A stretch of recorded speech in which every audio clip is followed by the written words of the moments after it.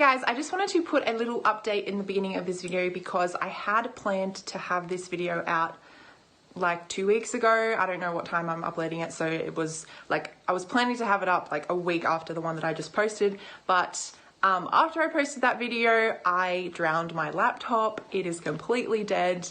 It's not being saved, and so my sister is generous enough to lend me her laptop so that I can use it, and she even created a profile, which was really nice. But that meant that I had to negotiate around when she wasn't using it so that I could use it, and it made editing this video very difficult. So in future I'm going to try and have videos regularly, but I'm not sure how that's going to work because I don't have my own laptop. I have to borrow somebody else's, so you just have to bear with me. I'm going to try to get them as regular as possible, but I just don't know how that's going to work. So that's why this video is late. I did film it a couple of weeks ago, but I just had to work with the circumstances that I was given. So I hope you enjoy this video.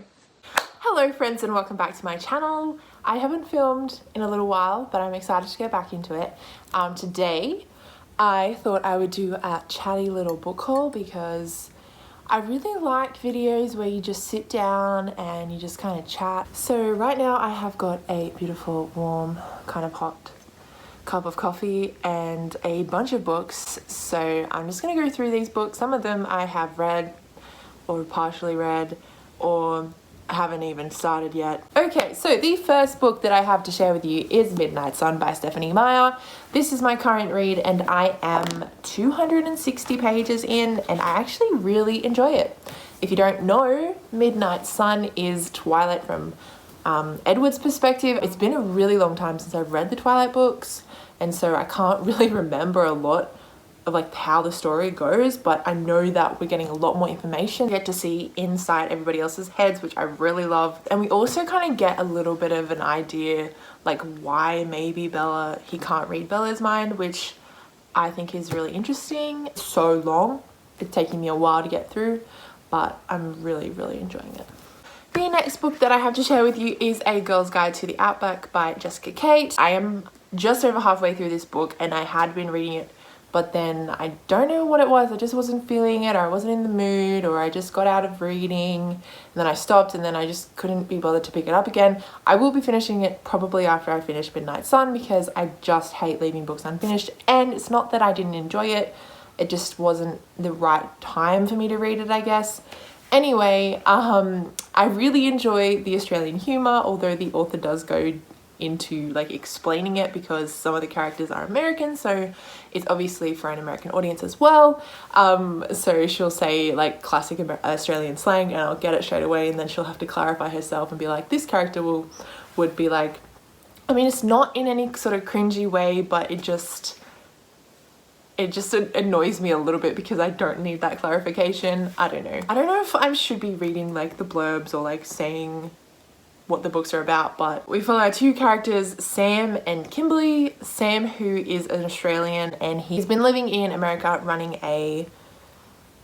he's a youth pastor running a program. I can't remember what it's called, but he kind of loses sight of it and he does not sure whether that's his calling anymore, and so he goes home to help on the family farm, which is currently struggling. And Kimberly, who's been working quite closely with him, basically goes over to Australia to kind of get him to come back and run this program because he's the only person that's really right for the job.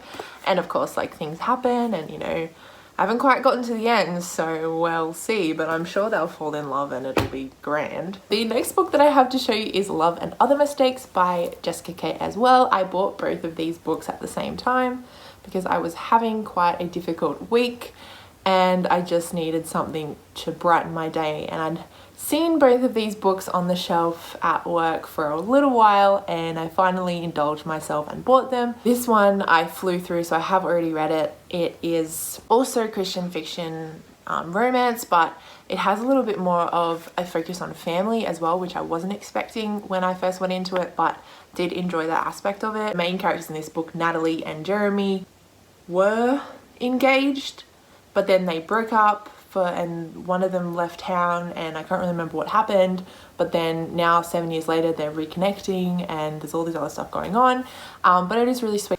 Just gonna have another sip of coffee before it goes cold. The next book I have to share with you is The Betrothed by Kira Cass. I honestly don't know what this is about. A handsome young king, a would-be queen, a perfect match, or is it? Obviously it is a little bit fantasy, and I really enjoyed the selection series by Kira Cass, so I think that I'm going to enjoy her writing at the very least. But I'd seen this book a lot on Bookstagram, a lot of people had read it, and like I said with the other two books, I was having a bit of a crappy week. I can't remember whether it was the same crappy week or a different one, but I bought this because I hadn't bought books in a while and I just needed to treat myself. The next three books that I have to share with you are actually poetry books, and I've been kind of in a poetry mood and I've wanted to read a little bit more. I'm actually writing a lot of poetry myself. The first one that I bought was The Sun and Her Flowers by Rupi Kaur. I'm so sorry if I butcher this name, but I don't know how to pronounce it. But I have been following her along on Instagram for a while, and I've seen her books and poetry around. I just never really read any of it other than like little ones on Instagram, and I just thought it would be time to actually read it. I haven't read a lot of any of these books. I'm only like a few pages in, but I really enjoy it, and I really like the structure and the theme. I really like how the sections break up and the title and the different like title pages all like intertwine, if that makes sense. So you've got wilting, falling, rooting, rising, blooming, and it's like the life cycle of a flower, but it's also like, you know, the life cycle of like finding yourself, if that makes sense. I don't know, but like you can fit like emotionally into all of these categories, and it's sort of like a process of you maybe like getting through something or finding your feet again, or like trying to find out who you really are. I don't know, I haven't read the whole book, so I don't really know how it all folds out, but I really like that idea. I also have Milk and Honey by Rupi as well. I started reading this, I'm quite a few more pages through it than The Sun and Her Flowers, but the theme of the first section is quite difficult, and I found it really difficult to keep going. Like the topics that she's writing about are really difficult to read, and I guess that's what makes them so great, because they're from such a deep place of pain or experience, or I don't know, but I really enjoyed it and I'm excited to read more. I just think I need to pace myself, otherwise I get in a really weird headspace. And then I also have got All Along You Were Blooming by Morgan Harper Nichols, which I also follow on Instagram, and I really just love the color in her poetry. Everything, like with Rupi Kaur's poetry, she also does line drawings and things, and so I really like the art aspect of that as well. But in this one you get like so much color and brightness, and like, you know, it's just beautiful, and they're all hand drawn, and I just love looking at the art, not just the words. And I've also wanted to read more like Christian poetry, because I wanted to look at something that was similar to what I was writing. I just wanted to kind of see how different people do it and to try and figure out what my own voice is. I definitely want to do like drawing or art or something to go with it. I think it would be beautiful. It's very different to what I normally read, but I've really enjoyed switching it up because I've been reading a lot more non-fiction as well. Mainly because putting books away at work, I don't just gravitate towards the one section. When I used to go into bookshops, I used to always go to the YA section or the fiction section or whatever I was currently feeling, and so I didn't tend to broaden out. Like, of course I would read different things occasionally, but I know that at work I am like getting exposed to a lot more genres, and it's like opening my mind to like actually reading other books other than just fiction. I feel like I get consumed by how much fiction there is that I forget how many different types of books there are.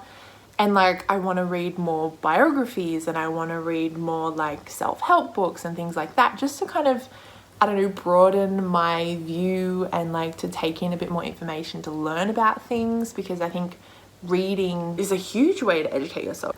Actually, I might just follow along on that line and share with you 3 non-fiction books that I have acquired. The first one is Get Out of Your Head by Jenny Allen, which I am currently up to chapter 6, so I'm 50 pages into this book.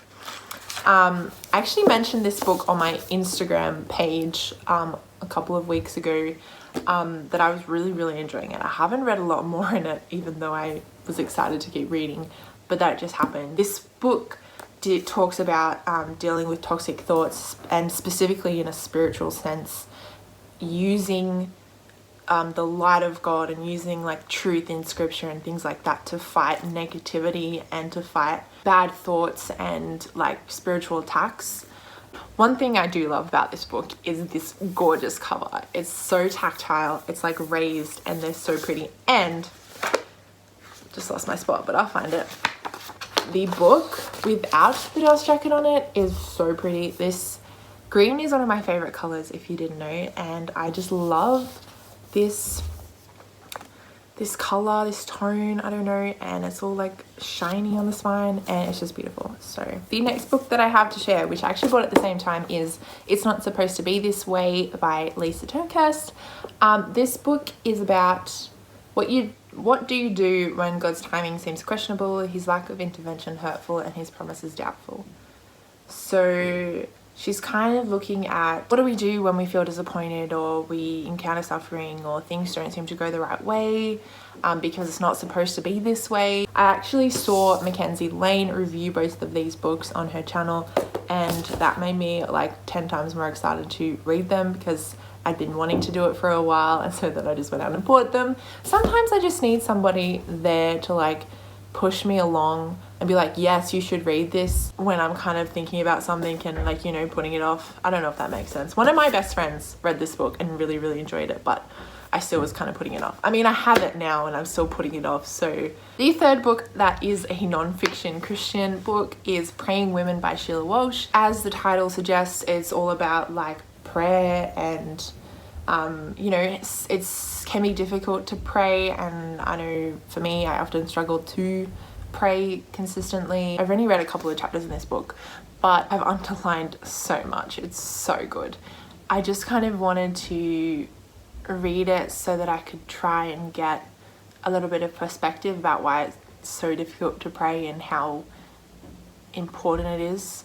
And I feel like this book is going to tell me a lot of great things. I think just overall it's going to be a fantastic book for my own emotional well-being and to implement, and I feel like it will just make my faith that much stronger if I can understand prayer more and get more consistent with actually doing it. The next book I have to share with you is Someone Like You by Karen Kingsbury. I had been waiting for this book for months, and when I found it on the shelf, I was psyched, to say the least. Karen Kingsbury is a Christian author, and this is a Christian romance novel.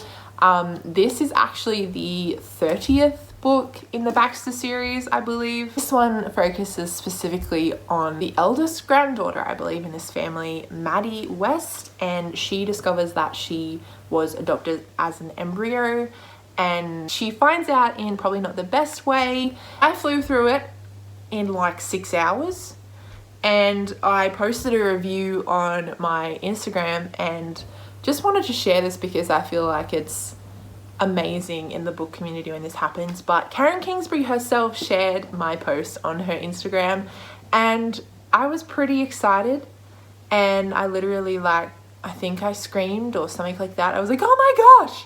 And I was in the car with my family, and everybody was like, what are you talking about? And I said this has happened, and everybody except my mum was like, you are the weirdest person in the world. But my mum, who is a fan of Karen Kingsbury's books as well, understood it and thought it was pretty cool, so I felt like I was understood.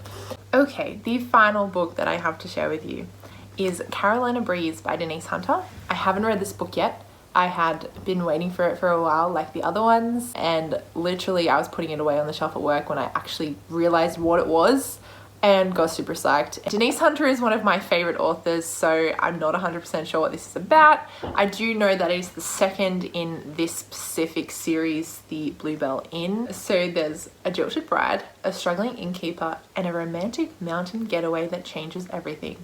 Oh my gosh. I'm excited to read it because I don't know why I've put it off for this long.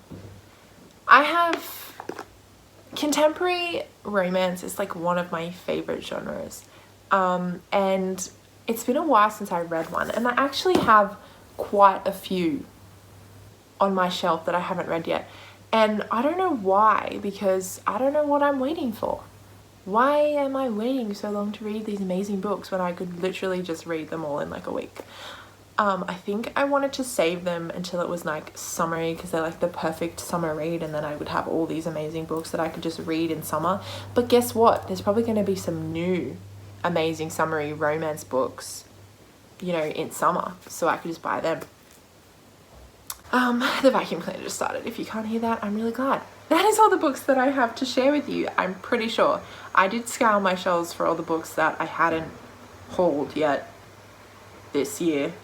And I think that was all of them. I'm not 100% sure. That's okay. If there is more, I can just do another haul in a few months. Thank you for watching this video. I really appreciate it.